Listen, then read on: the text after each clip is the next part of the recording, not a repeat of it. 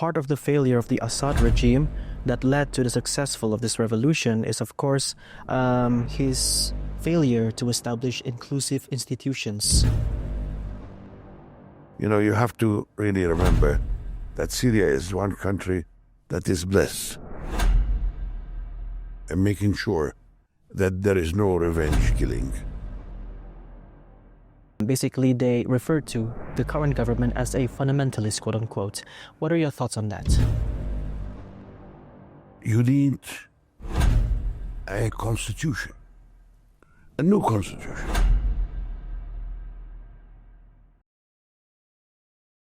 Good day, everyone. My name is Muhammad Ihsan. I'm here with Professor Naser Tahboub, author of numerous publications, one of them being Theories of Political Participation and Change, as well as from the University of Jordan School of the National Studies. So, Professor, all eyes are now in Syria. We've seen what happened in the last decades, people fleeing, seeking refuge to Europe, to other countries in the Middle East, and around the world. And now we've witnessed that there are a change in government. There is a change in the regime. And people are wondering right now, why is this revolution so important and why it happens now? Well, good evening, sir. Yes, indeed, the timing now is really important in the sense that, Syria for the last few decades had very difficult and turbulent times. And the Syrian people paid a very dear price for the lack of, political stability, political participation, for change, the building of institutions. The Syrian people, as a result of the ongoing, violence that took place in Syria, had to basically leave to Europe. And we remember very well how they had to walk across country after another country until they got to the heart of Western Europe. We also remember how, the Syrian people on boats, many of them lost their lives and so forth, seeking freedom.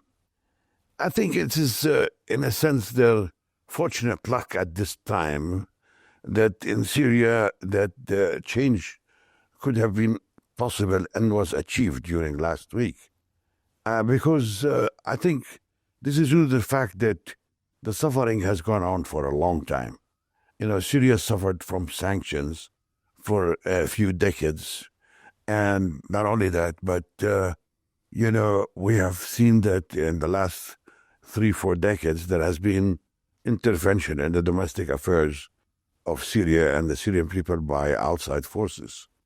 Now it has happened that maybe it's a fortune of luck, that things have changed dramatically. And I think that they are, in a sense, lucky that, other countries who have played and others who have played an important role in Syria, mainly negative, are busy with issues that they want to handle on their own, such as, for example, the case of Ukraine. And, in Lebanon, there is dramatic new changes that have taken place. And I think that, when you think about Ukraine, Lebanon, and the trouble in the region, in the Persian Gulf area, and uncertainty and the risk of war with Iran, has made it possible for the Syrian people to move forward and to pull together their energy and resources to move towards Damascus.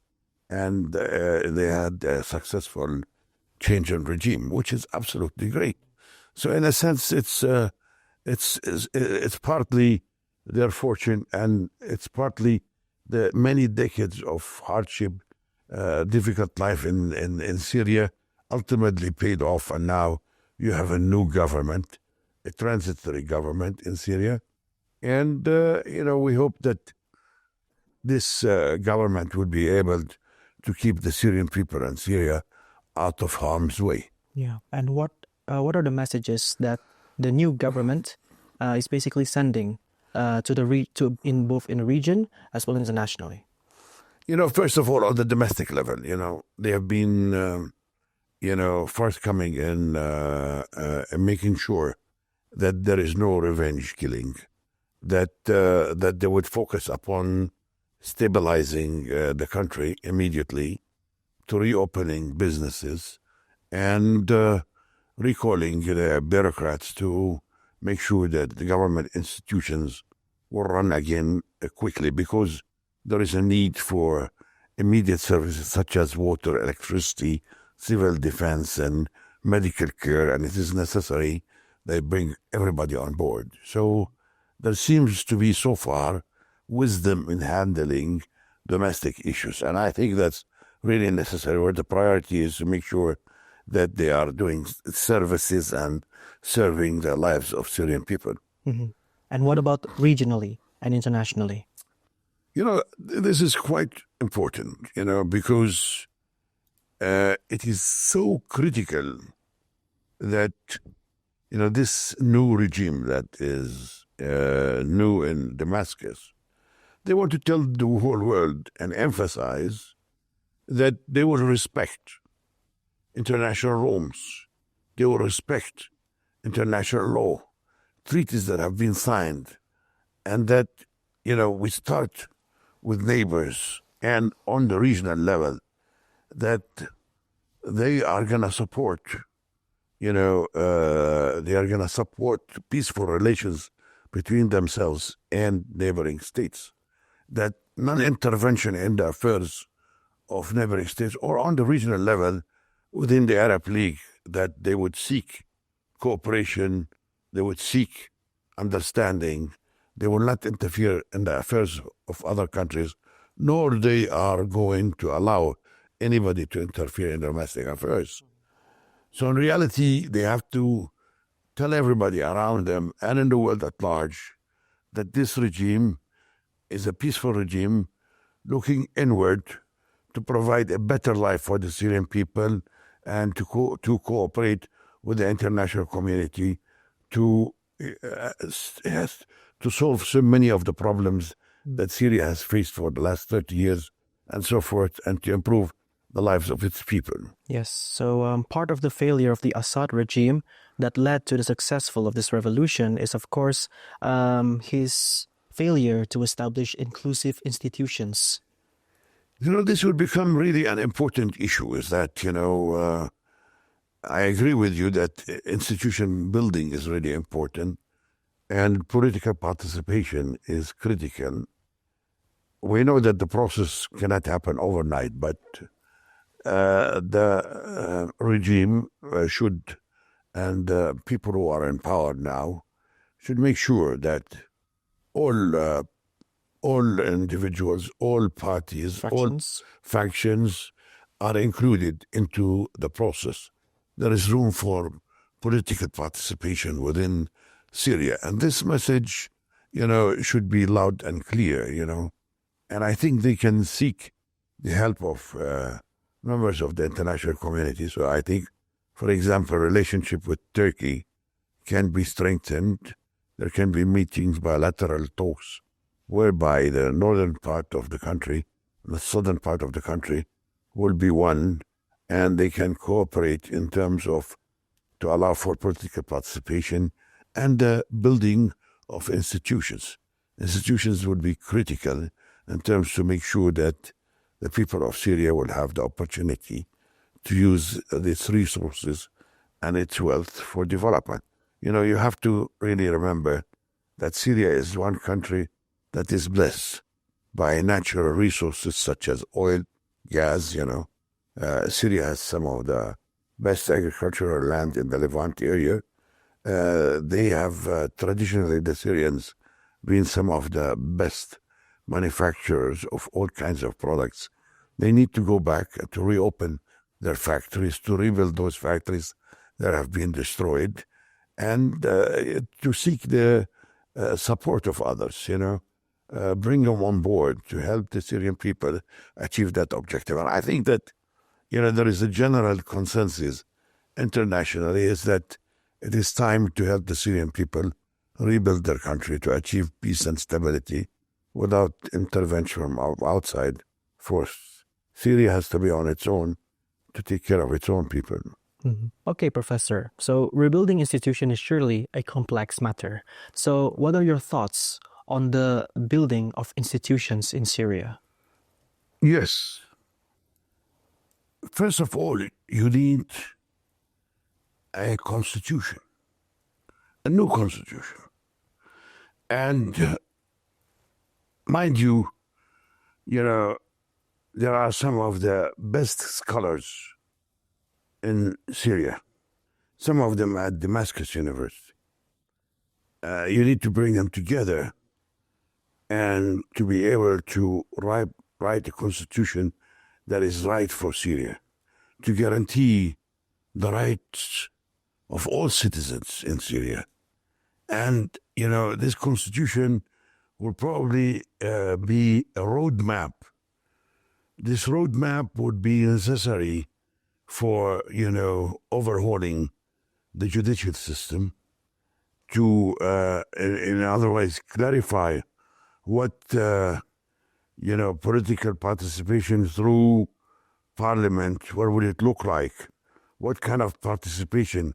What kind of a legislative branch of government that will oversee the government in Syria and Damascus, and they can make sure that the policies are in the interest of Syrian people. So we're talking about legislature, judicial system, the executive branch of government. Those are three critical parts of the future of Syria. They need to be overhauled, and special care should be given to the constitution. Well, speaking of that, we also have to look into what will it be for the Kurdish part of Syria. Yes, the Kurds are part of Syria. And,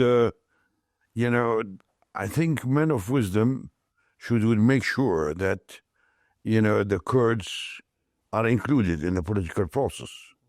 And I think communication with the Kurds, with the leadership, among the Kurdish leadership, would be critical.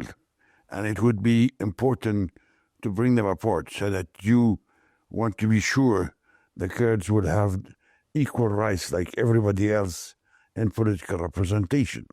And then you can assess, possible methods and techniques, whether, in Syria there will be confederation, there would be a federation, there will be political participation based on